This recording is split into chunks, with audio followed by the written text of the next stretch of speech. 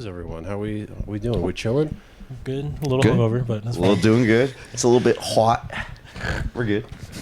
It's a little hot in here. Bit chilly, isn't it? Yeah. Sorry about the lack of AC. No, we're in California, Oh, yeah. so I guess Yeah. it's whatever. If you want to sweat even more, we could just move this whole operation over to the garage. Yeah, to the garage. Where we Yeah. practice, by the With way. no AC. No AC and an anemic fan. Yeah. No, it blows hot air. It's We got our own heater. terrible in there. But it's home, so. This is like the OG practice space, right? Yeah, Yeah. I've been playing in bands here since I was 13. Plural? Damn. Well, all the bands have been Vexxum. Yeah. So. That's why I said plural. Right. Wait, since 2013 or since you were 13? Since 2010 when I was 13. Okay. So that was when the middle school thing started. Lasted about a year and a half. And then some high school friends and I wanted to start a band. We called it Vexxum. We played one show.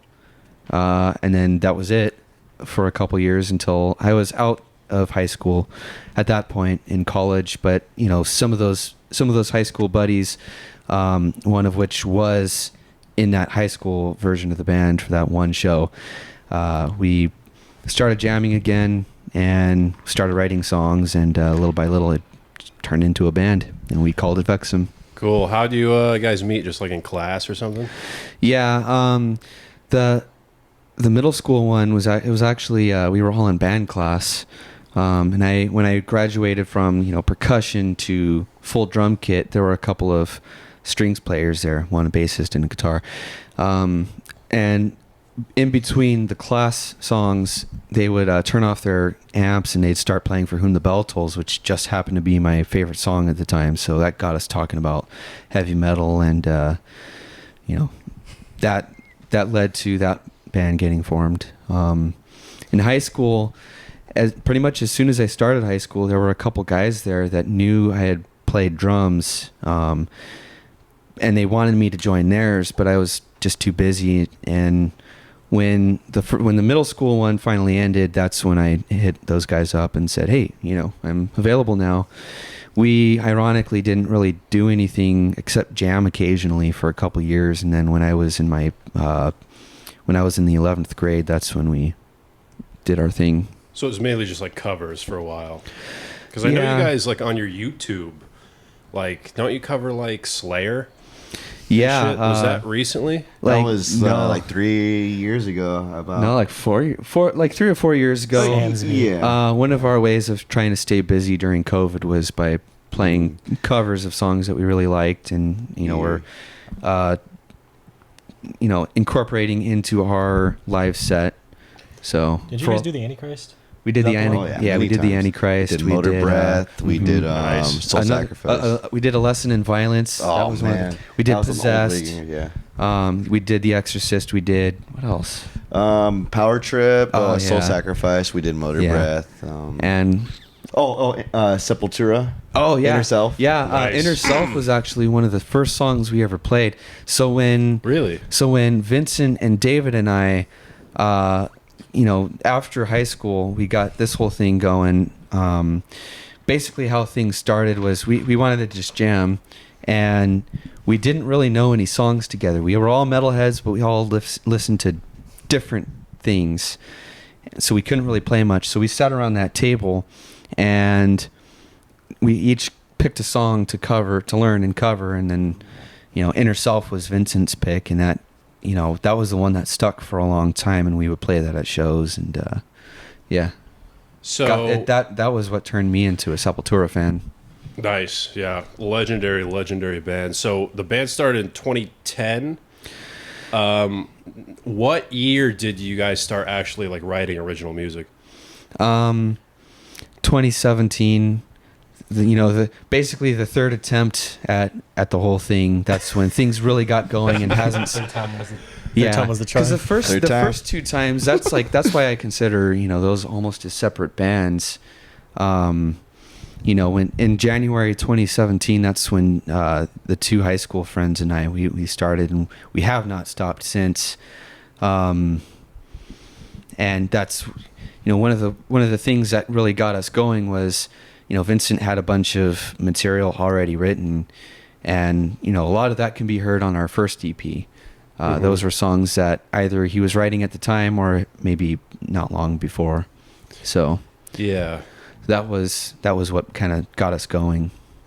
Cool. Yeah. So the band has like several eras, I feel. So how do you classify each one? Like, what year was the first? Because the first break was after high school, would you say?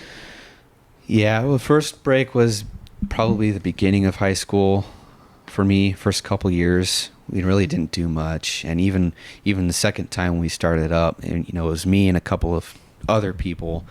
And we played one show. It was a high school talent show. We covered Whiplash.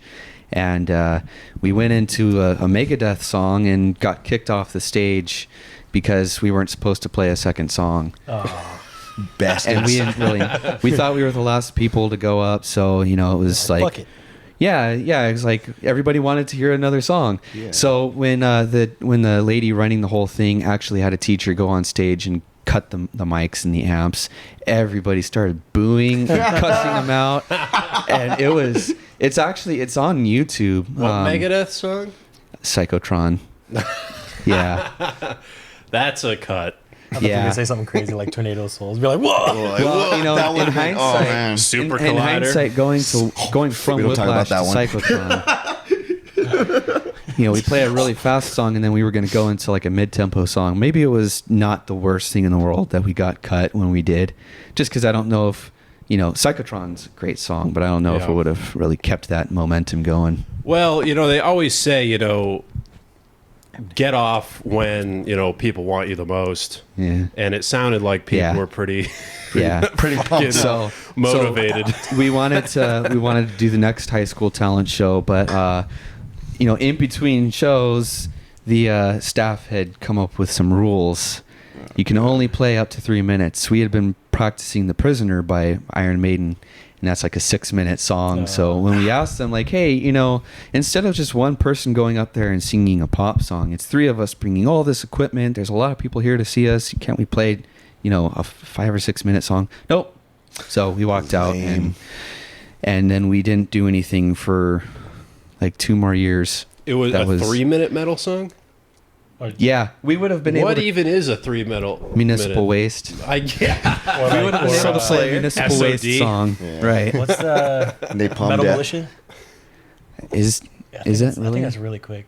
Is it? I thought it was like I a 4 thought or it 5 was minute song. Look it up. Nah. You But- can do like half of SOD's discography, maybe. Yeah. But damn. So that didn't work out. So at what point was it like, okay, we're going to make Desensitized? We're going to put that together. What point when it was like, okay, we're going to write and record an EP? So in 2018, we were spending a lot of time and energy putting together this self-recorded demo with my dad's 8-track in that garage. And, it was just to get our music out there because we didn't really know any engineers. We didn't know what we were doing. We were just trying to do this ourselves to get something out there. And, the end result was not the best sound. You could probably compare it to some kind of black metal thing out of someone's basement. It was our core songs. Not long after that, we got hit up by this guy on Facebook who saw our logo on a Mortalis flyer, show that Mortalis was playing. We were also playing. He saw our logo, decided to look into us. He hit us up, offering to record something. That's when it was like, yeah, a chance to actually make a solid record. Let's do it. That guy's name was Art Pais, and he's our producer to this day. And he's actually filling in with us right now. Mm-hmm. Cool. Now, the first, you guys have a record out now that came out last month. Mm-hmm. Yes. Which is technically the band's debut album. Yeah. Oh, yeah. But before that, you had 2 EPs. So why were you sticking with EPs before? I think the overall thinking was we wanted our first full length to be on a record label. and it wasn't in the cards. Yeah. Still waiting. Still waiting. We're gonna be waiting for a while. Yeah, yeah. Are you guys open? Like, you guys are looking for like a potential label to take Not you really in? looking. We're not actively looking. If it happened for us, then as long as the circumstances were right, then Yeah, because the whole thing with labels is kind of just distribution, Yeah. right. Because unfortunately, I've had a lot of friends who've been like really fucked over Yeah. by labels. So it's kind of like the whole do-it-yourself landscape is kind of nice if you have the budget for it. That's the struggle. But even with the label, you might get the budget, but that really doesn't belong to you. No, you gotta pay them back or some shit. I don't know. Yeah. I don't know how it works. Too much shit. I think it all depends on the label itself. Yeah. You know? And it's so different now. So this is like a question I have for like everyone, I guess. I've talked to so many thrash metal bands from the early and mid 80s. What is it like being a thrash metal band now starting up? Well, I mean, no one goes to the thrash shows. No one goes to shows in LA. The ones that do, I'm like, why are they going to this show, man? Like, Yeah, there's so many shows going on every night. Every Saturday night, it's gonna have multiple shows going on. They're all competing with each other. So unlike the Bay Area in 1983, where you've got one show going on, and everybody goes to that one show to see the big up and coming band. You've got probably like 100 different bands all in LA, all playing shows at the same time, and it makes things difficult sometimes. Yeah, constantly competing and all that. For sure. Well, to put out an album nowadays, you just kind of have to have GarageBand. yeah, right. It's like really fucking easy to put out music. Yeah, which also makes it more saturated. There's so many more bands, so much more music out there. So Yeah. So it seems like a fucking pain in the ass to navigate. yeah, you know? have to promote yourself really, really hard to get yourself in front of the rest of the bands so that you have some kind of audience. It's so interesting because back in the day, all you had to do is like just make good music. Remember that when all you had to do is make And people fucking are like, music. Talented, Yeah.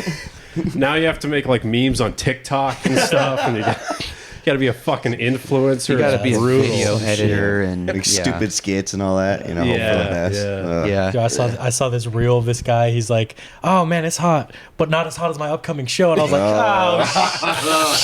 "Shut up!" It's so funny because, I'm from Boston, and the only reason I know about Mortalis is because of TikTok.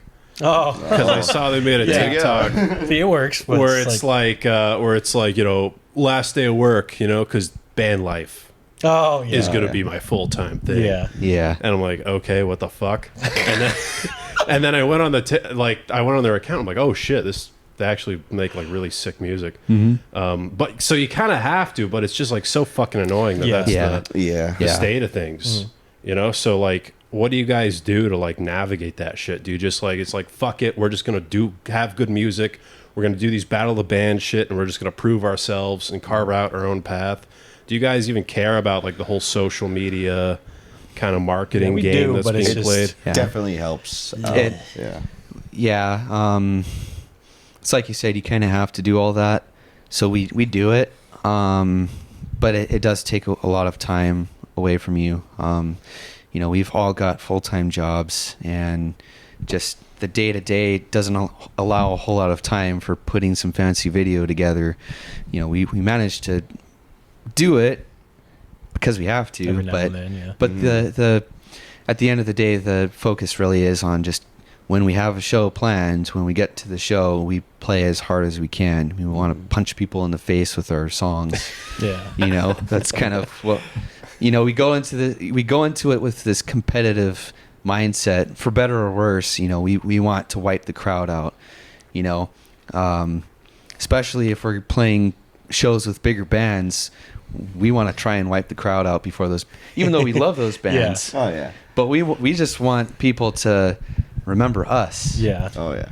Well, Like, healthy I saw this sick competition's band always when I went to this show. This local band was opening. I'm like, dude, they kicked my ass. Yeah, yeah, and that's how a lot of bands start to get noticed out in scenes. You know, people go for the headliners, and then one of the local support acts catches their eye. So, you know, the shows really are what bring most people to us. So that's what we put most of our attention into. Hell yeah. And it's like healthy competition is always good. And like, you know, I feel like that definitely across the board works. Like, as, you know, doing comedy, that's something I like doing, where like if someone's like, you know, before me or like after me, I'm like, I'm going to fucking bury this guy. Yeah. You know? Where like you want to fucking be the one to be like, oh shit, that guy fucking changed the energy in the room. You know what I mean? It's always good. Like, I know back in the day, wasn't it like, I think it was Violence and Forbidden had a bit of a healthy rivalry, I think. But like, I think it's always just good. It's always like, you know, healthy. Now, you know, we were talking about the EP Hidden Evil came out in 2021. How different was the writing and recording process for that EP compared to the debut release?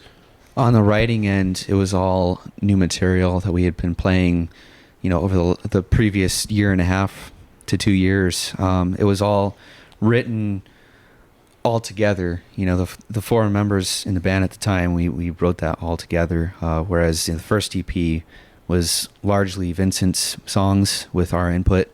And the recording process, we knew what we were doing at that point. Not like the first time where it was all new to us. Yeah. Jeremy was there for that record. Oh yeah. Your debut. Yeah, I debuted. That was my debut. Actually, no, the single came out first. Yeah, Amped Up came in Oh, between. Amped came out before Hidden Evil? Yeah. Yeah. Oh. Yeah. That explains a lot. Amped was in April of 2020, right after the pandemic started. Yeah, so we were talking about it in the ride here, but, you know, what was the pandemic like in the local scene here in LA for like thrash metal and just like metal as a whole, I guess? A lot of underground shit, you were saying? Yeah, it depends on what your band was doing. A lot of people chose to stay at home, play it safe, and kind of draw back from the scene a little bit, which, you know, Understandable. that's understandable. Maybe some people had people at home who are more vulnerable.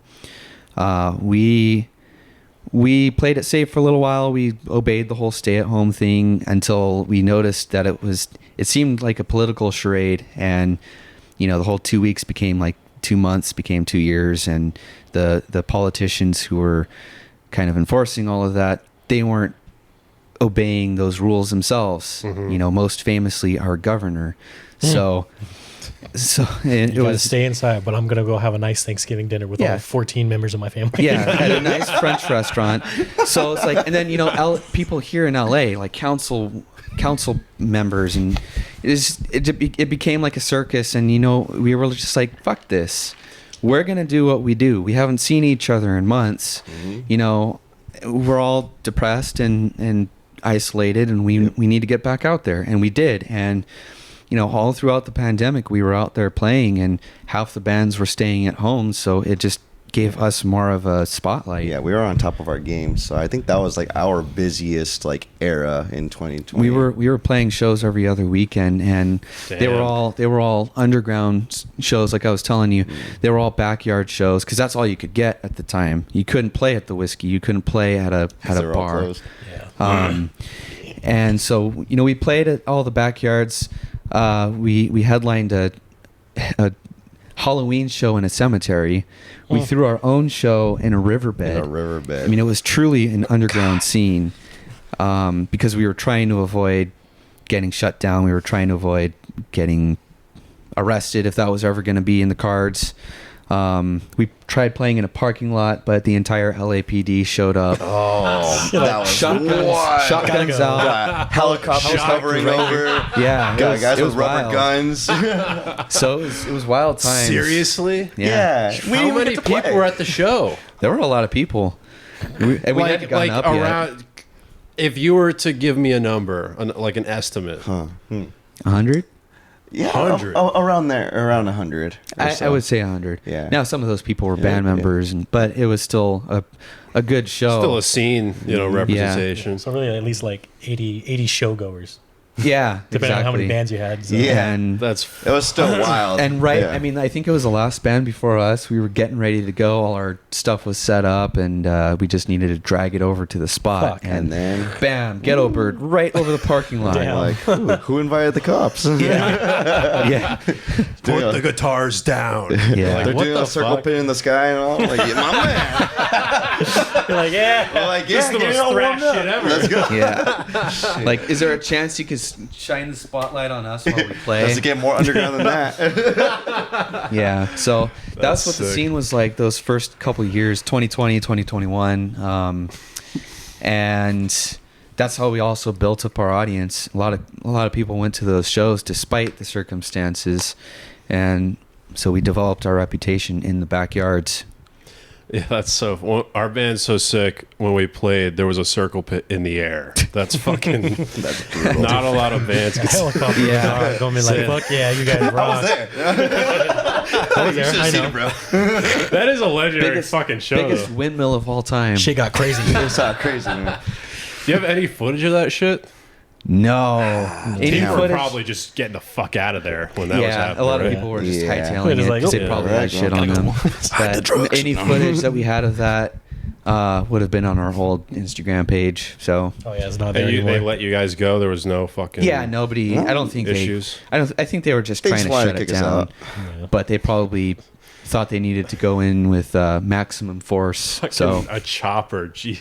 Imagine chopper they start and riding up shotguns there out. too. Okay, you guys stop having fun. Fun's not allowed right now. Fun Yeah. is not allowed. yeah, they really. I mean, they actually had shotguns ready. It's kind That's of weird. fucked, man. Well, I think, it is good that you guys were playing a bunch because I feel like a lot of bands after the pandemic almost had to completely start over, because they're like, they weren't playing together.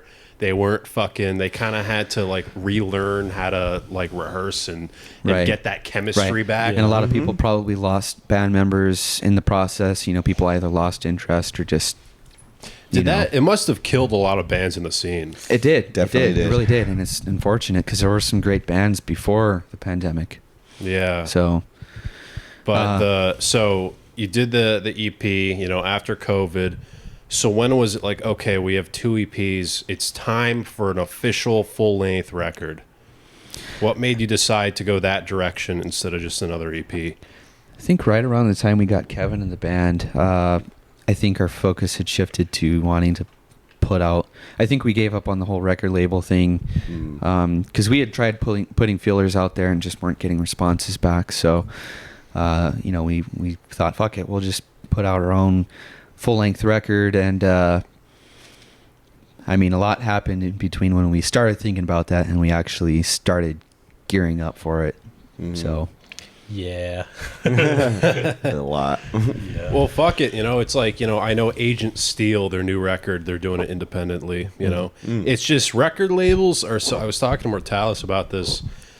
Most record labels will only look at you if you have over like 10,000 followers on Instagram. Yeah. It's like, what the fuck is or going on? an insane amount of monthly listeners on Spotify. Yeah. It's like, come on, man. Yeah. Where at that point, when you get to that level, you might as well just go do it yourself. Yeah. Yeah. Yeah. Yeah, exactly. You Like know? what more do you need at that point? You've got that kind of success. Yeah. So, this new record, how long did it take to finish it from, conception to like its full release in June? Too long. Too long. We started writing pretty much when we got after our whole deal with Vincent early last year. We started writing again, and we didn't start recording until New Year's weekend. Yeah. Started the drums.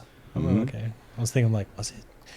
No, it was New Year's weekend when we started recording drums, and then when did we finish vocals? I have no idea. No, I remember it was Was it February or? it was like I think I late put it- February. I think I put it. Actually, we did the gang vocals with Mortalis here in the garage. Yeah. Oh, nice. That was on my dad's dope. birthday in March. So Oh, that's mid March sick. is when we stopped, when we were done tracking. Nice. I think it's the band's best release. I think Lost in Infinity is awesome. I love the cover, and it made me realize that you guys have like a mascot, Damien. Oh yeah. Right? Yeah. So that was there since the beginning, I assume. You know, it's funny. We didn't really have any kind of ideas of what we wanted to do for a mascot, should we ever do one, until we got the artwork made for Desensitized, our first EP, and we just kind of picked one of the random monsters on there and turned him into a mascot. Yeah, the one that stood out was that demon with the giant teeth and the tongue. Wait, with giant teeth in the what? Tongue. Oh. Yeah. Pretty much. You guys, you built like a mask, right? Oh, yeah. It's in the I think garage. it's in the garage right Yeah, now. That was the best art project we did. Yeah. So my brother Paul and I, we basically took like wire mesh, formed it over my head, and then we started paper macheing the shit out of it, and this guy then I painted it. Yeah, That's so fucking we funny. finished it just in time for Halloween 2020. So That'd be so funny if you guys are doing another like show this month. It'd be funny if like I dress up in like a green onesie. You know how they have like Vic Rattlehead come out during a song? Which really they stole that from Maiden. Oh yeah, Maiden, for sure. They would that's have sick as fuck. there you go. I don't think it'll fit my nose. It's It can fit in this guy's head though. It's been a while since I put it on. Oh man, It's that thing's ancient, man. It's really dusty, and I think he needs a trip to the dentist. So I'll see if I can put that's him on. so fucking funny. The thumbnail here.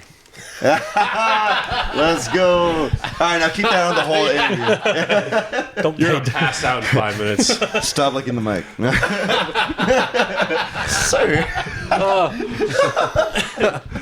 Oh, that's fucking Walking hilarious. Walking around with it is actually difficult because you have to remember these horns are here. Yeah, imagine doing like you should do a whole set with that thing on. That'd be so funny. You're gonna bump into someone and just like eat. Our old bass player at the time, he wore that twice. I'm surprised it, kept together while he was headbanging and all that. I thought it was gonna be destroyed, dude. Seems fragile. It's very fragile.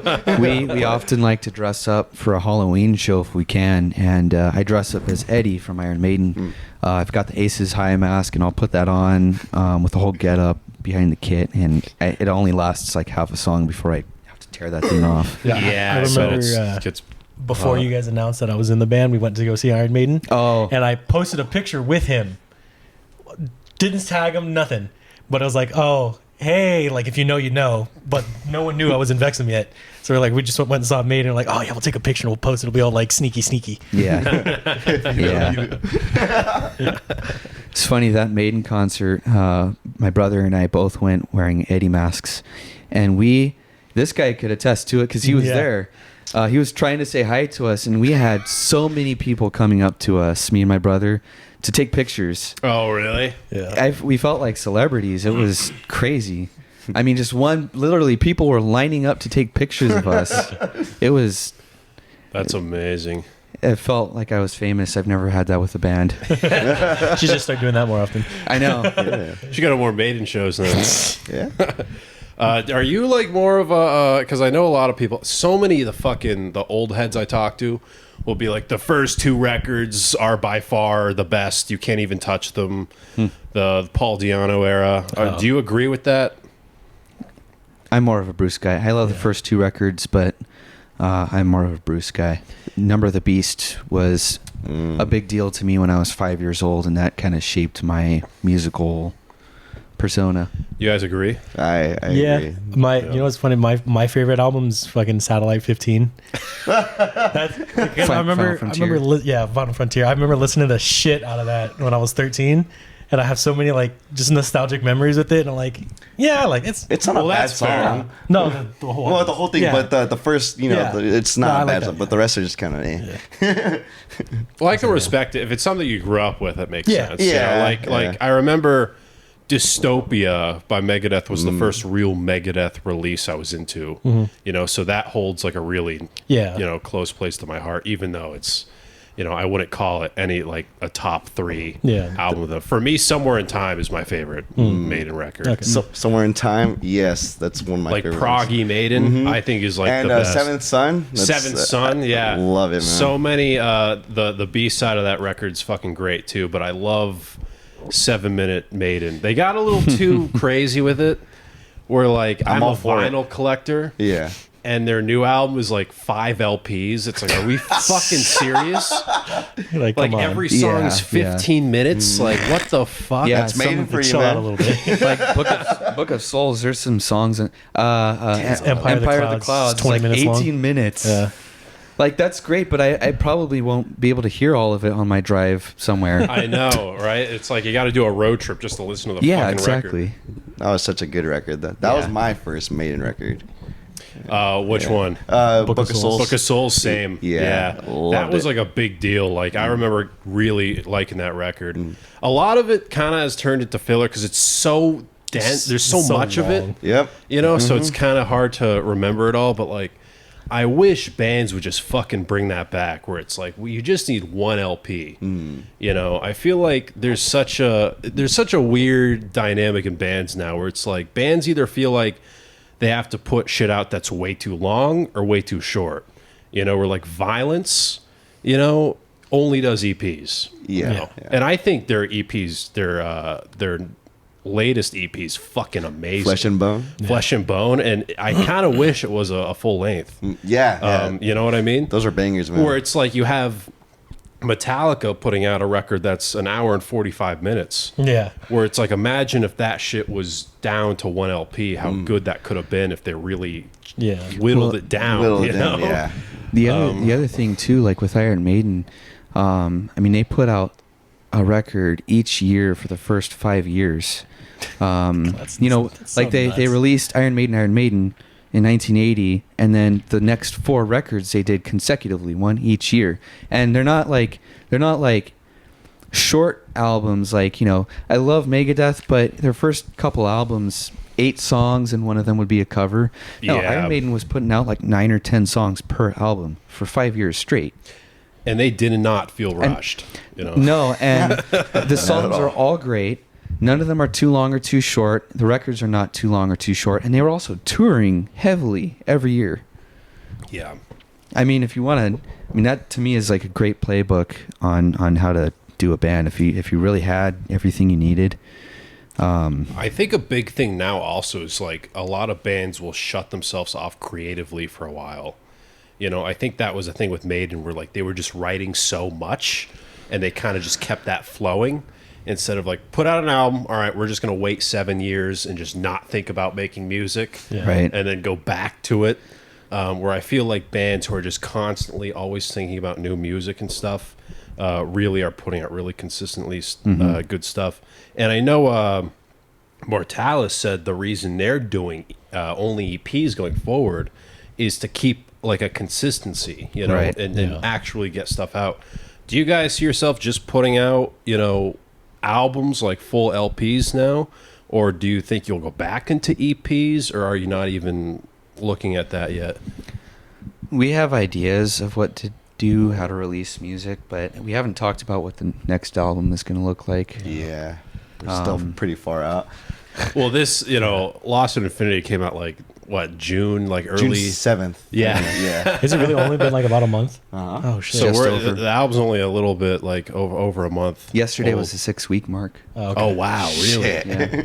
Shit. So Shows where I've being been. 6 What the weeks into it, how do you look at the record now that you're not really focused on the mix anymore, the production, and you've kind of let it sit and you're playing with it and you're getting feedback?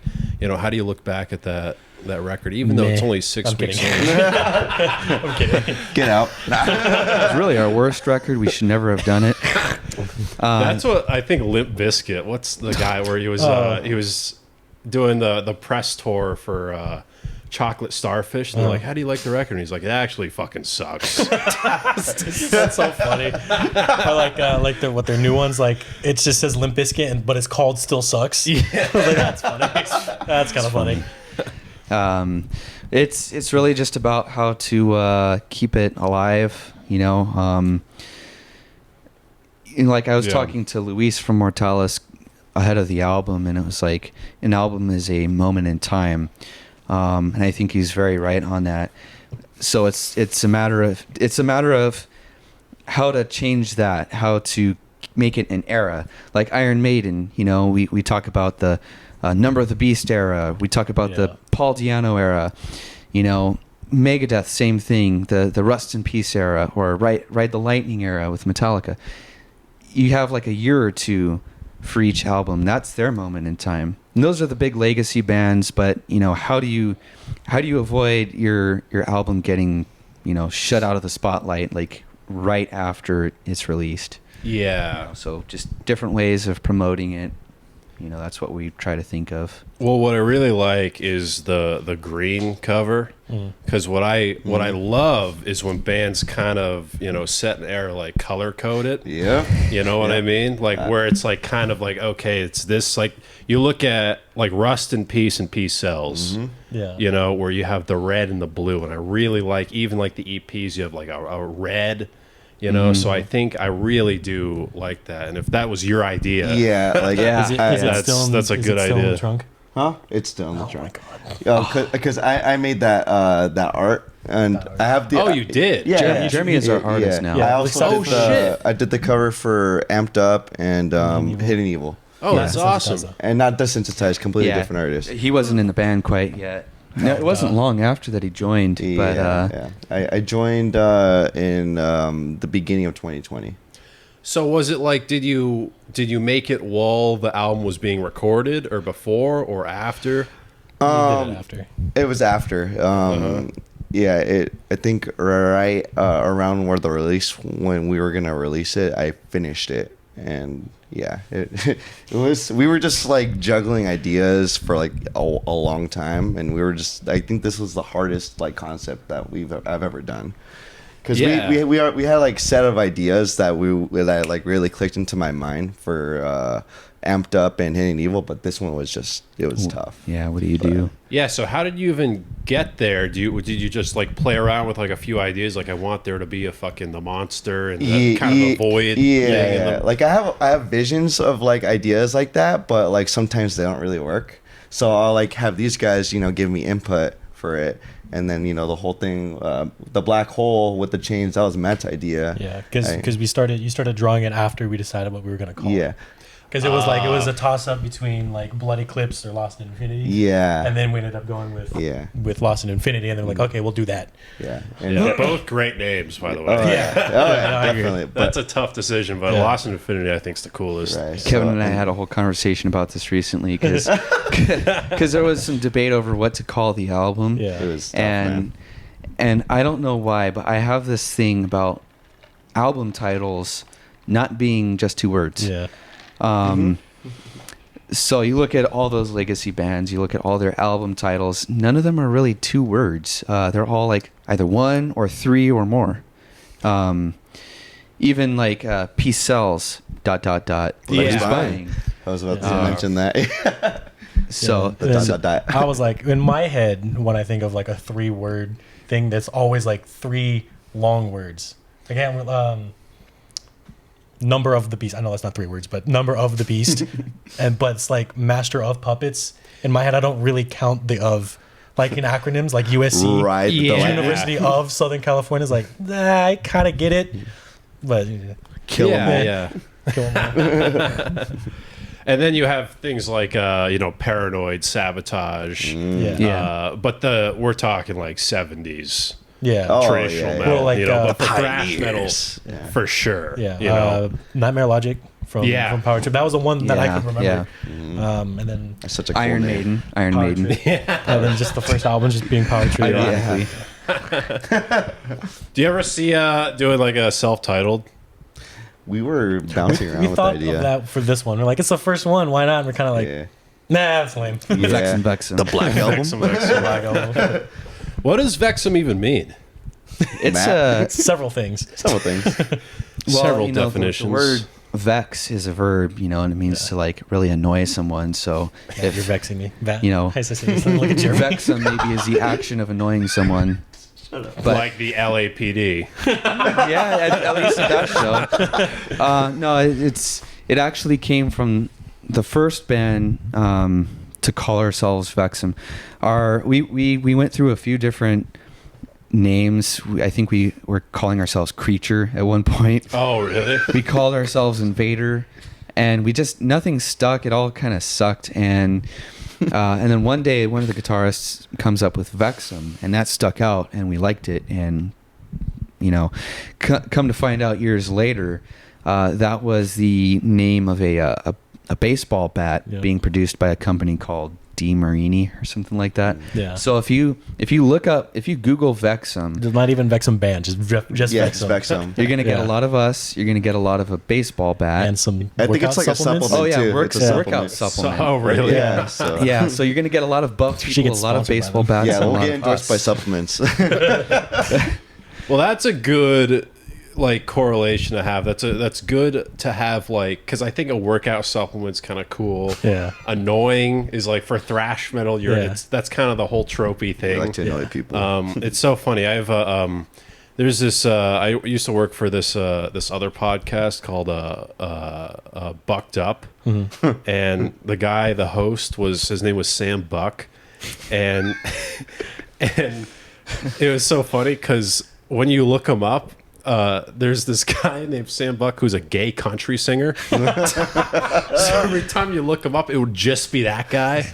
So that's a good, I think workout supplements, baseball bat, annoyings are really good. It could not be the worse. worst. It could be. It could be a lot worse. If you look my name up, I'm apparently I'm an NFL player. I'm a It's soccer on the player. Really? on the really Yeah. I'm a volleyball player and a large country singer. I think I don't know, but his last name's spelled with en, so That's cute. Understand? we don't claim them. Yeah, doesn't thankfully count. there's not a lot of people with like Batticks out there. That's which not is a nice. common name. Yeah. Now, I know a lot of bands, you have the 2 EPs, the full length. There's so much material now. Have you thought about or played with the idea of potentially putting out a live record?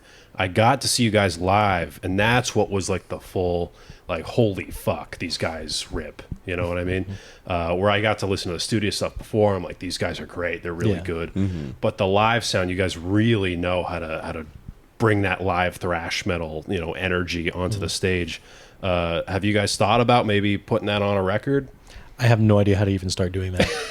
I'm thinking about it. Like all the bands that do that. Like, how do you do that? Like, were they mic'd up, or because I remember you talking about it with Mortalis on the podcast with them, or just sound desk. But it's even still, I'm like, okay, well, how does that work too? Yeah, well, the thing is, the show I saw, everyone was fucking great. And Mortalis is also another band who are just so good live. Yeah. And it's like a lot of their footage, similar to you guys, are just like a lot of fucking, rehearsal, set up an iPhone, some guy filming at a skate park or some shit. Yeah. But it's like, I've been trying for my own podcast to do things where I want to capture bands and put real soundboard audio onto it. And I've played with it a little bit where I get this mixer and I hook it up to the soundboard and I get WAV files and shit. I'm like, oh, fuck. I did it. Yeah. And then I play it and it's like fucking ear rape. It's like, oh man. it's like Boost it up a little bit more. It's peaking so fucking bad. And I'm like, fuck it. It's better than iPhone microphones, I guess. So I guess there's you might maybe production guys, sound guys. Yeah. I don't even know, man. Our first person to ask would probably be our producer Art. So, whether or not he knows how to do that, I don't know. But he's the pro in our eyes. So we would ask him. He's Mr. Playing in Canada. Yeah. He He's plays, in Canada? Yeah. So for those of you who don't know, our producer is a guy by the name of Art Paez, who he's been the touring bassist for Hate Eternal. Sick. He's really close with Eric Rutan. Yeah. Rutan, sorry. he was an assistant engineer at Mana Records, which is death metal central over there in Florida. Yeah. Morbid Angel, Cannibal Corpse, all those bands. Pretty sure his name's on yeah. the CD for Yeah. Cannibal Corpse. Mhm. Oh, really? Yeah. That's dope. He knows all those guys really well. He's friends with them. He plays video games with them. He's Damn, so they're really close. Yeah. he Blood brothers. he plays bass with a band called Condemned. They're like a tech death band. I think I've heard of them. Yeah. Yeah, They're they're out kinda of Like a slam. Yeah. San Diego. Yeah. And what else? Oh, he's going on the Morbid Angel tour to be their tech. What else does he do? Oh yeah, us. Yes. He does us. On top of all those things, and the production, he stepped in last minute for a show with us back in on Easter, and since then he's been filling in with us, and he's just saved a lot of things for us. How long have you been working with him? Since 2019. Oh, wow. Yeah, I've actually known him longer than this schmuck over here. Oh yeah, way much longer. He's been part of the Vexxum gang since Every release. Yeah. He's done all of our albums and Amped Up From the beginning. He's done all of those. So he's like that fifth member of the band who right now he's the fourth member of the band, but but he helps us with managerial stuff. He's helping us with some cool stuff right now, which I don't know if we should talk about at all, but Oh no. yeah, we'll hold off on that. But to be continued. Some stuff in the works. Very Yeah. exciting. After the But breaks. bottom line, he's just the man. Yeah. He's done everything for us, from saving our asses with live shows, stepping in and filling in with us, to the production, to, he's been our therapist more times than we can count, in the studio, outside of the studio. Yeah. Do you have any examples of that? Well, the Hidden Evil record was, there my were some God. tense times. That was- yeah? that was when a we were nightmare, putting man. that together. and I think at multiple points throughout our career, he could be credited for keeping us together. He kept us sane. A lot of Yeah. make or break moments, Oh, yeah. where it's Yeah. like, Big time. yeah. To be fully transparent. Yeah. Things get heated. Yeah, when for you're- sure. Yeah, It he's- definitely happens. But he's always been there to keep us all level-headed. And Because he's done plenty of albums, so he knows like making an Oh, album's yeah. a stressful time. Oh yeah. And we're first album. I mean, EPs are EPs, and the album, there's twice as many songs Still a on big there. deal, man. So I'm not sure if you've seen the documentary, like the Anvil, the story of Anvil, where they go in to like record like the first record after forever, and like I think day one they get into like a fist fight. Already The up to a producer's good like, start. guys, we gotta fucking like dial we're back. making a ting. We're doing the Can't thing fight. right now. first day, that's pretty cool. That's We're insane. laying guitar. I know System of a Down got into fist fights during their studio business. Megadeth famously, I think Dave has punched every ex-member at Oh, least yeah. once. Yeah. And then the Saint Anger. yeah, I was just about to say that. Oh, some kind of monster. Yeah. Yeah. I know Gar is the only member who the only ex-member who never got hit. Really? Like apparently he fucked with Dave a lot. There's a story that Chris Poland, to reference that episode, where he was saying, because they would just like take a fucking van when they would tour, which is brutal, Yeah. being in a van with Dave Mustaine for like 10 hours, that shit's God. probably going to go down at some point. You asked him something. Okay. You're like, God, Dave, shut up. But Gar was going through like a Metal Edge or Kerrang or something, and there was a picture of Metallica, and he shows Dave. He goes, "Dave, this could have been you if you weren't such an asshole." God damn. No wonder the guy's always so Pissed off. He's like, Dave's "Man, fuck like, me." shut the fuck up, Gar. But Chris Poland was like, Gar's the one person who Dave just wouldn't fucking He's immune. hit or like fucking like give the boot to. Yeah.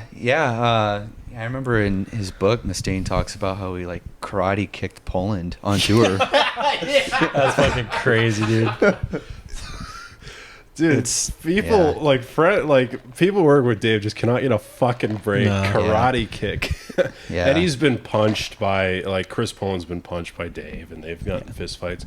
It was just so brutal that back then. So you at least, I know it's a lot rougher now in terms of the whole marketing and social media, but at least there's not that fucking thing where it's bands didn't even get the opportunity to record a record. Yeah. Right.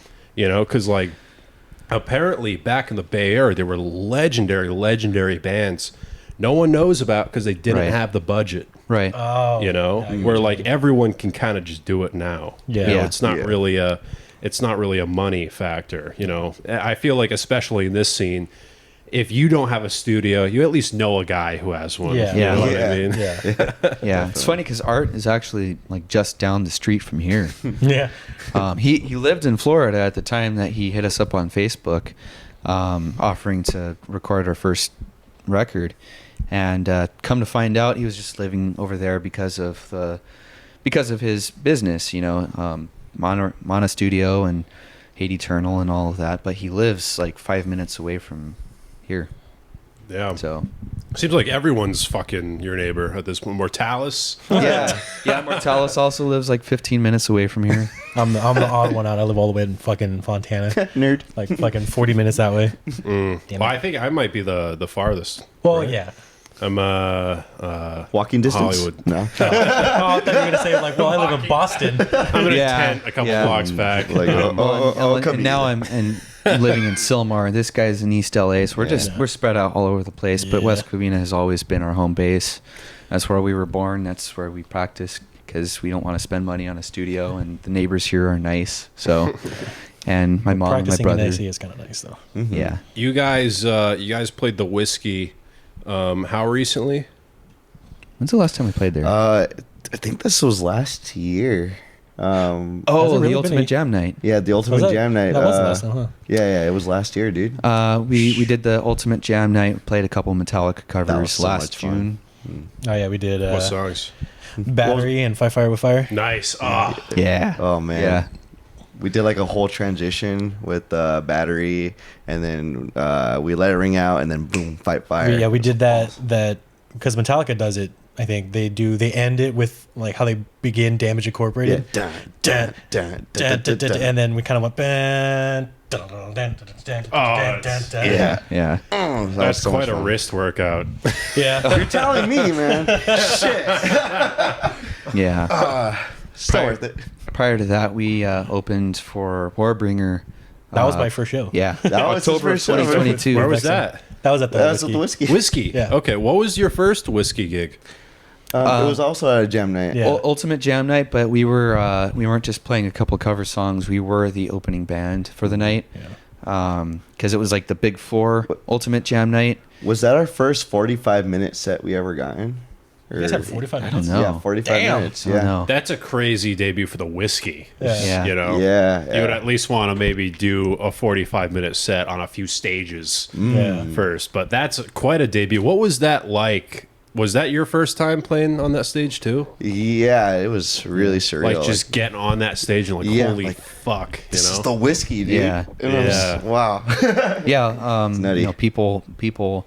I mean, we were talking earlier about how Fernanda from Crypta, at the show that we played with them, she was telling us because the next day we played in San Diego with them. The next day they were going to play the Whiskey here, and she was telling us that that was a dream venue for her. It was the Whiskey, Yeah. and We're oh, well, we've played there 4 times now, actually. yeah. Get on our level. I mean, Kevin, you have a whole list of the times that you've played there. I've played there in a couple different bands. I've played there 6 times, I think. Damn. I played there the first time in my first band. I was in a band called VBA and Violent by Nature. I played there twice, I think. No, that was twice. Unless we opened for Violence there too. Fuck. I think don't he's Is remember. Violent by Nature still going? Yeah. Yeah, because I saw they were on Spotify. I was recommended them with Vexxum. They're Yeah. still And on. they're pretty good. I got. You're still in them? No, No. I left a while ago. Okay. Kinda- what kind was of that? It was after they recorded the album. The debut? It's still not out yet, but Oh, really? it's been over a year since I Oh, recorded wow. it. It's not out yet. I'm kind of man, I want to hear the rest of the songs because one song's out. I'm like, To be continued. I guess like, whatever. After these But, four messages. Maybe one day. Yeah, I played there 6 times. I'm like, we did a headlining gig. We did a Green Jello live stream, something like that. How the fuck does that Green Jello live stream? The band Green Jello. I don't remember what they're Guys called. throwing jello at green each other or something? It's green. Well, they used to be. They're green jelly now, I Oh, think, something like yeah. because they got sued. I think Oh, back in the Okay. the 90s. I don't. Well, I was just. I completely forgot about that band. yeah. I was like, So oh, I was I like, heard wait, this. what the like, fuck does that mean? Yeah, it was weird, dude. They had like all this shit all over everywhere. It was like, What, jello? yeah. I Was wish it it was green Jello. Like Jello? freaking Was it green Jello? Nickelodeon. I remember that day. I was was so fine. fucking sick, dude. Ugh. So the band Green Jelly played, and it was a live stream, and Yeah. you opened. Yeah. I Okay. guess that's just something they do occasionally there. They just have a Interesting. live stream show. They did it once before I joined, and then they did it once.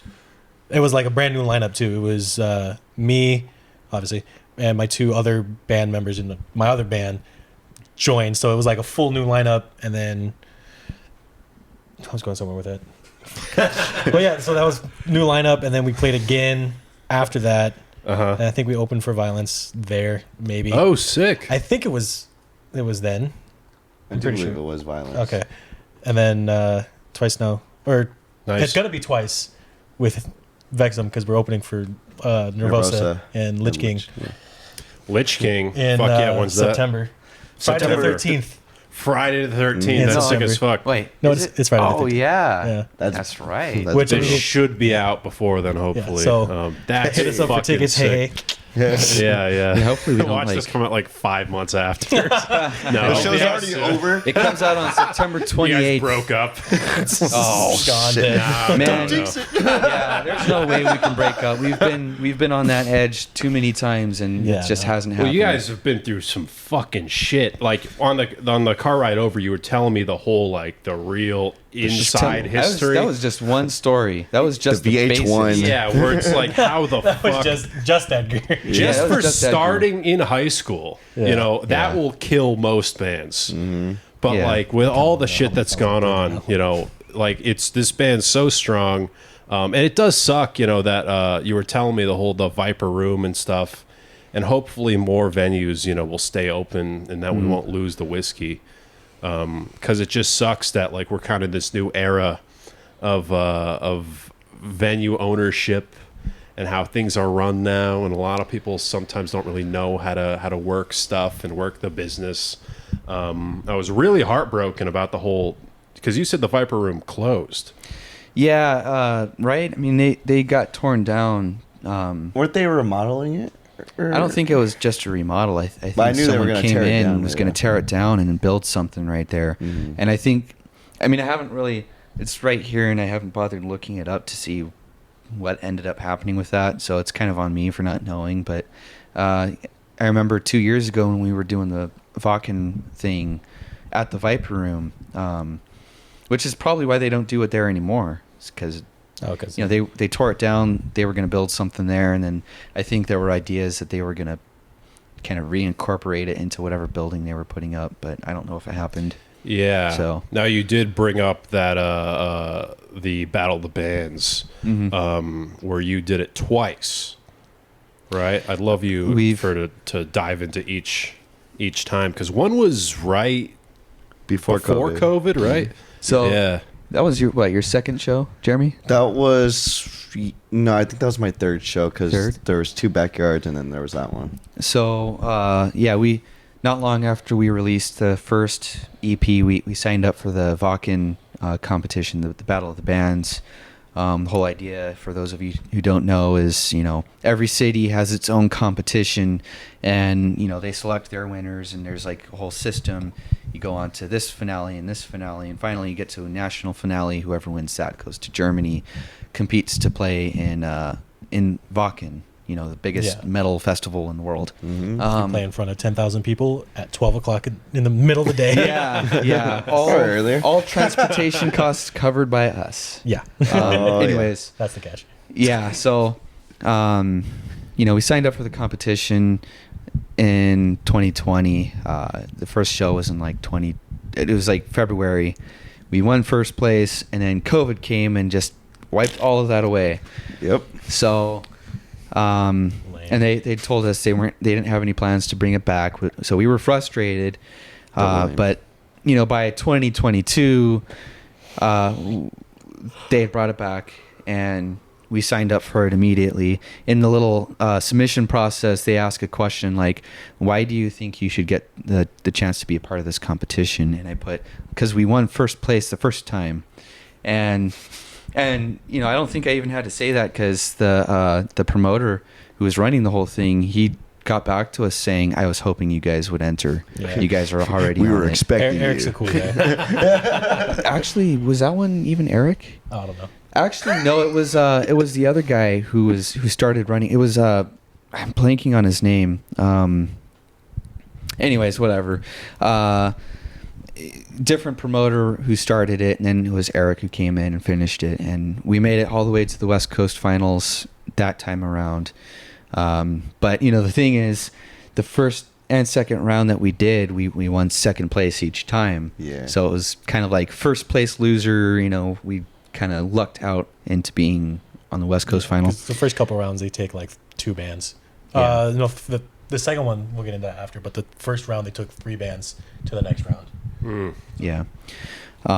So this time around, especially considering all the semi-recent events, when we went into this one, we had a much more competitive nature, and that wasn't necessarily with the other bands, that was with former members. And we had this attitude like, we will not fucking lose, because we do not want those fuckers laughing at us, thinking that, they can't win without us. We actually won first place at each of these rounds, made it twice to the West Coast Finals. So Still lost. Yeah, we lost there. We still lost. Damn it. So, so I don't think we need to go through that whole thing again. Which when was that? Kind of earlier this year. The third shot. In the middle of that, we kicked out our other guitar player. Yeah, that makes things a little messy. I think we played the first round with him. The won first place, and then while we were waiting to play the second one, all that business happened. Kicked him out, and then Art was playing the second one. So if you look at the post, it's like, hey, where'd that one guy go? Yeah. So they only made it for just that first round. Well, seeing you guys live, this seems like a very, very strong lineup. The band seems extremely just tight and there, and there's I got no vibe that there was new members or anything. If you told me this was the lineup for the whole band's career, I would have believed it. I think it's great. Vexxum, definitely check them out for sure. Lost in Infinity is out now. You can get it everywhere, right? Yeah. CDs as well, which you're selling online or just in person? Both. We have Bandcamp. If you're in Europe, we actually have someone over there distributing our CDs. Hit up Witch's Brew for that. If you're over here, then Bandcamp. Or if you're local, then so come to a show and buy one. Come to a show and buy one. Yeah. Are you gonna ever do vinyl, or is it just too expensive? We wanted to. It's way too expensive. We broke. Yeah. So there's nothing saying that we won't do it. I think I still kind of want to do it. Well, I do too, but it's it's a lot. You have to sell it for $50 to make your money back. Yeah. So. Yeah, that's why that is the one thing about being on a label. Yeah, exactly. You get all the cool, all these stuff. Cool knickknacks and record label. The record label. But you guys are making it work. CDs, I love and are great and are it is a way to support the band. You guys have shirts, I assume, and everything. But instead of assuming, I'm just gonna let you guys take the floor. And if there's anything you want to plug, promote individually or just as a band, you guys have the floor. Vexxum. Vexxum. Yeah, we've got more shows lined up. Yeah, we have that whiskey show with Lich King and Nervosa. And Lich King. Yeah, we're working on other stuff. What's the best way to find the dates you guys are playing and just updates. We have them on the Instagram. Yeah, Instagram, it's which is Vexxum just official. Vexxum official. You can you can find us on Instagram. We also are trying to get a Bands in Town account going. We have like a show or two posted on there. There's some other shows that we're working out that we just kind of need more info before we can announce them. So, and you guys have some sick covers on YouTube as well. Yeah, for but I'm not in 'em, Antichrist, so don't watch stuff. them. yeah. But hey, they did Not canon.